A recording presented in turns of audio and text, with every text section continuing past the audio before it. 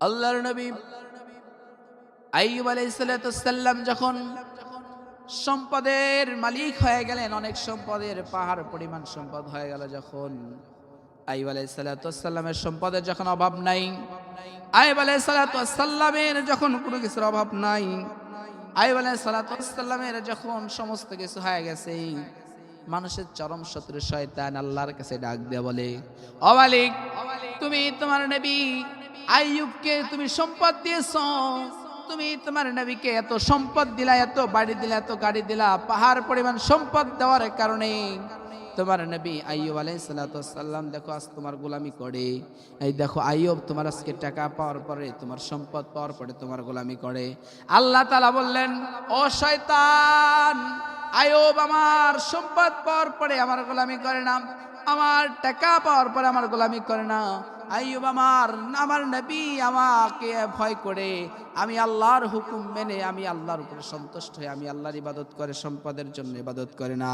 শয়তান ডাক দিয়ে বলে, ওগো আল্লাহ, তুমি আমাকে ক্ষমতা দাও, দেখো আমি তোমার নবীর সম্পদগুলো নষ্ট করে দেব, তোমার নবীর সম্পদগুলো, ধন সম্পদগুলো নষ্ট করে দেব।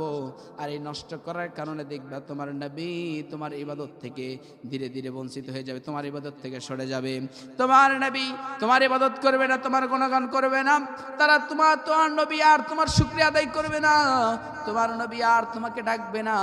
আল্লাহর কাছে যখন এই কথাগুলো বললেন, শয়তান যখন বারবার এই কথা আল্লাহর কাছে বললেন, আল্লাহ তাআলা ডাক দেয়া বলে, ও শয়তান, যা রে, তোরে আমি ক্ষমতা দিলাম, যা তুই নষ্ট করা শুরু করে দেখ। আইয়ুব কখনো আমি আল্লাহ থেকে মুখ ফিরাবে না।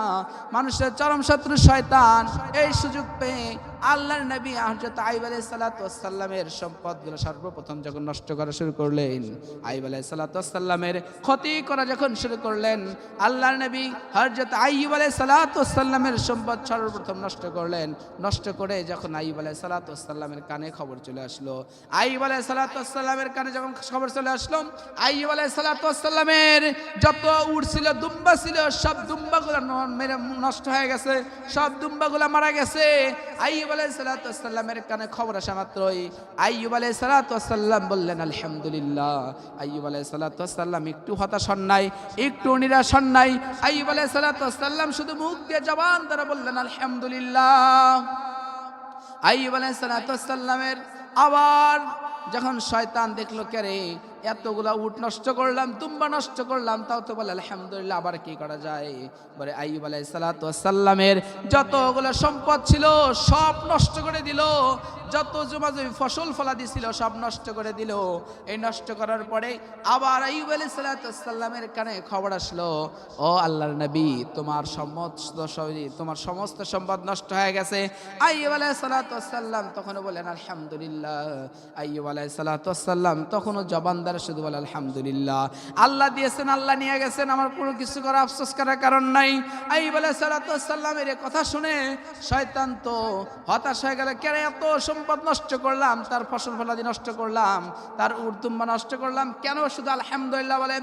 আল্লাহর নবী আইয়ুব আলাইহিস সালামের জীবনে সবচেয়ে বড় পরীক্ষা ছিলেন, সবচেয়ে বড় পরীক্ষা, যেই পরীক্ষাটা ছিলেন, তার যে সন্তানগুলো ছিল, ওই সন্তানগুলো যখন কলেজের মধ্যে গেলেন, ওই কলেজের মধ্যে যাওয়ার পরে ওই বিল্ডিংটা যখন শয়তানের হুকুমে যখন ওই বিল্ডিংটা ভেঙে যখন তাদের মাথার উপরে পড়লো, পড়ে ওই বিল্ডিংটা মাথার উপরে পড়ে প্রত্যেকটা সন্তান মারা গেল। মারা যাওয়ার পরে আইয়ুব আলাইহিস সালামের কানে খবর চলে আসলো, ও আল্লাহর নবী, তোমার সন্তানগুলো যখন সকালবেলা কলেজে গেছে, কলেজে যাওয়ার পরে ওই বিল্ডিং ভেঙে মাথার উপরে পড়ে তোমার সন্তানগুলো মারা গেছে, তুমি এখন কি করবে? আইয়ুব আলাইহিস সালাম শুধু বলেন আলহামদুলিল্লাহ, আল্লাহ দিয়েছিলেন, আল্লাহ নিয়ে গেছেন, আমার আফসোসের কোনো কারণ নাই। মানুষের চরম শত্রু শয়তান আল্লাহর কাছে বারবার ফরিয়াদ করে যখন এই কাজগুলো, দায়িত্বগুলো নিলেন, আইয়ুব আলাইহিস সালামকে হতাশা করার জন্য, আইয়ুব আলাইহিস সালামকে আল্লাহর পথ থেকে ফেরানোর জন্য হাজারবার চেষ্টা করেছে, কিন্তু আইয়ুব আলাইহিস সালামকে আল্লাহর পথ থেকে এক বিন্দু পরিমাণ সরাতে পারে নাই। আমরা যারা এসেছি বসেছি, ও মুসলমান ভাই আমার, ও মুরব্বী বাবাজিরা আমার, আমাদেরকে তো সম্পদ দিয়েছেন একজন, তিনি কে? ওই আল্লাহ আমাদের সম্পদ দিলেন, দিলেন, ওই আল্লাহ আমাদের বাড়ি দিলেন, ওই আল্লাহ আমাদের গাড়ি দিলেন, ওই আল্লাহ আমাদের টাকা দিয়েছেন, ওই আল্লাহ আমাদের চোখ দিয়েছেন। যদি আল্লাহ আমাদের সব নিয়ে নেয়, তবু আমাদের মুখ থেকে যেন কখনো হতাশ না হয়ে যেন না শুকরিয়া আদায় করি। আমরা সবসময় শুকরিয়া আদায় করবো একজনের, কারণ আমাকে আপনাকে পাঠিয়েছেন আল্লাহ, আমাকে আপনাকে এই দুনিয়ার জিন্দেগিতে খাওয়ান আল্লাহ, এই দুনিয়ার জিন্দেগিতে দুইটা পা দিলেন আল্লাহ, এই দুনিয়ার জিন্দেগিতে চলার মতো শক্তি দিলেন আল্লাহ। তাই এই দুনিয়ার জিন্দেগিতে শয়তানের গোলামি করা যাবে না। এই দুনিয়ার জিন্দেগিতে যত বিপদে থাকেন না কেন, যত মুসিবতে থাকেন না কেন, যত কষ্টের মধ্যে থাকেন না কেন, সবসময় কেবল শুকরিয়া আদায় করতে হবে একজনের, তিনি কে? ওই আল্লাহ ছাড়া দুনিয়ার আর কারো হুকুম মোতাবেক হুকুম মানা যাবে না। দুনিয়ার জিন্দেগিতে এক আল্লাহ ছাড়া আর কারো শুকরিয়া আদায় করা যাবে না। এই দুনিয়ার জিন্দেগিতে এক আল্লাহ ব্যতীত দুনিয়ার আর কোনো মানুষের শুকরিয়া আদায় করা যাবে না। কারণ মুসলমান সব সময় শুকরিয়া আদায় করবেন, তিনি হলেন একজন আল্লাহ।